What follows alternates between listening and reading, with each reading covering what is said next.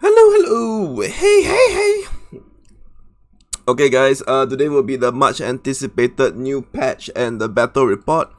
So first thing first, in case you haven't noticed, they came up with the new skin, Dornish Horseman. So if you have spare SS tokens, you can just do it. It's a very nice cav skin. You get 6% plus 15%, overall 21% cav health.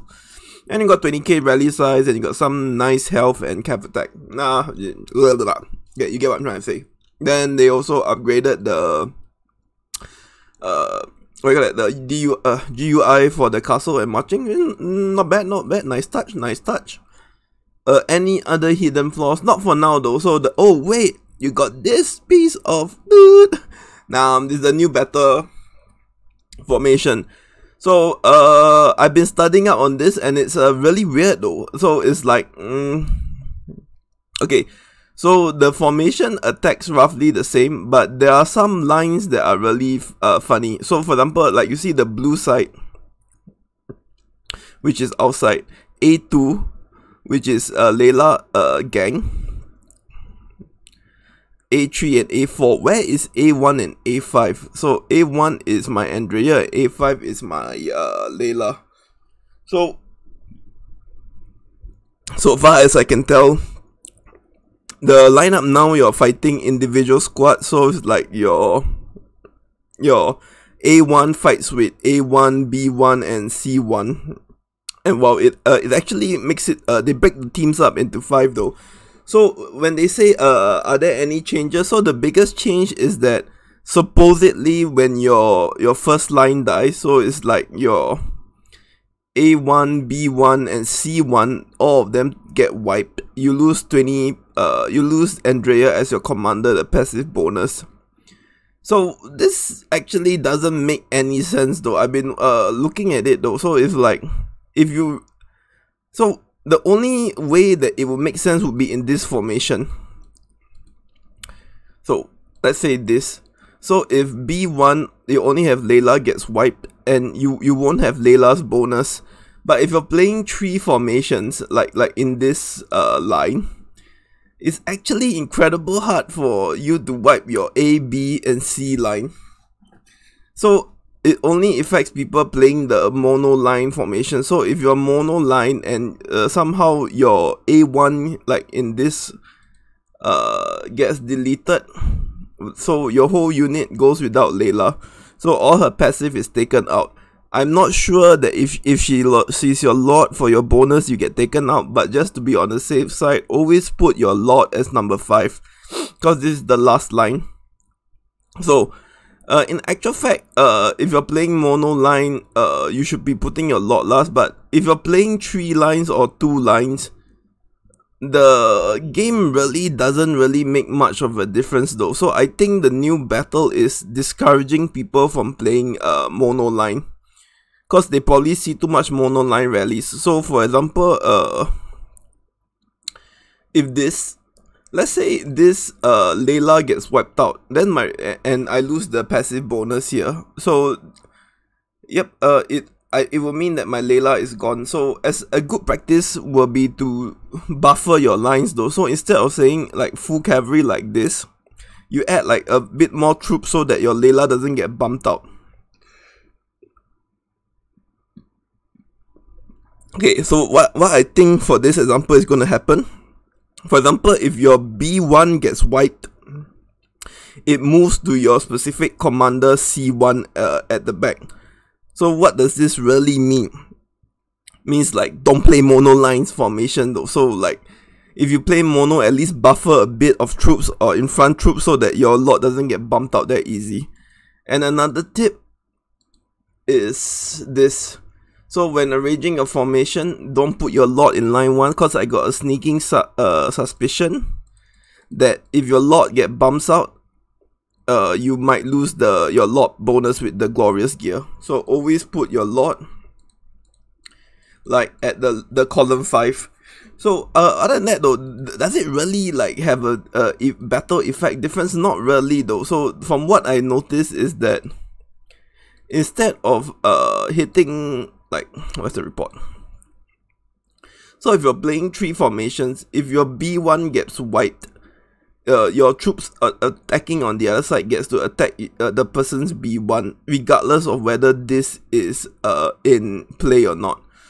So whether or not this has a very big outcome, in a sense that probably the health and the defense is totally out of the window if they're doing that, since like if your A1 get eliminated and it moves to your B1, there's really no point in putting like health in A1, because if A1, the size, as you can tell, is very limited though.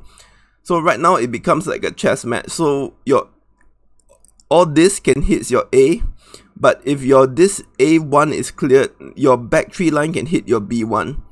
So probably they are trying to promote 3 lines and disregarding mono line. So for example, if you are playing mono line,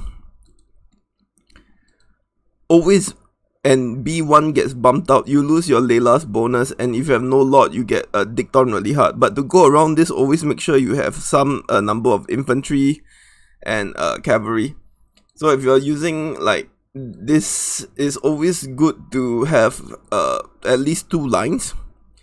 I think this new system is discouraging mono line, but the way I look at it, like I seen rallies being thrown around on Rebel Camp, the results are pretty much the same though. I think this will only impact like really big PvP fights though.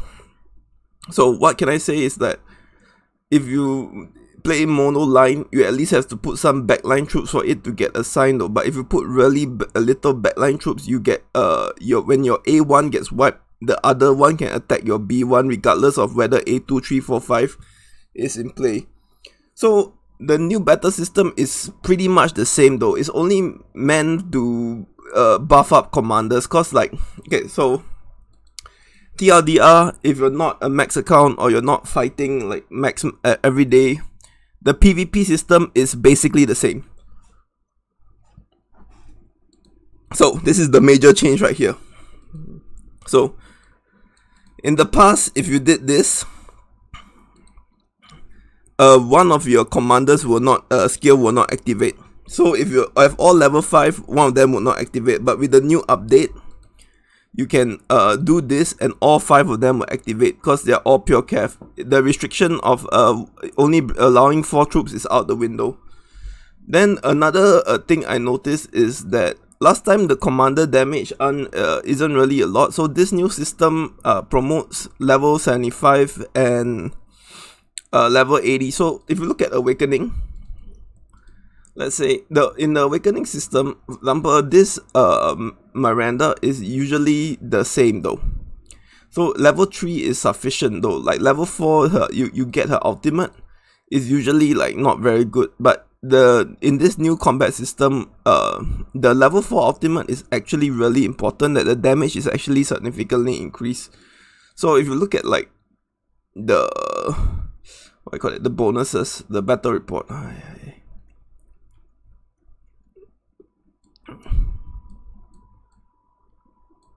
Wait, let me see. Boop. Let me try and find it for you. I've been looking at the battle report for a while, and I noticed that it actually really doesn't change much. So now it's 525, and Julian uses infantry. So it used to be in the past whereby it's the level 4 and level 3. The level 4 is a lot stronger in the new battle report though. So it's just an incentive for people to not stop at level 3 and go to level 4. It's actually quite significant from what I see. And the new combat system, besides like the few red herrings like the mono rally and stuff, is basically the same.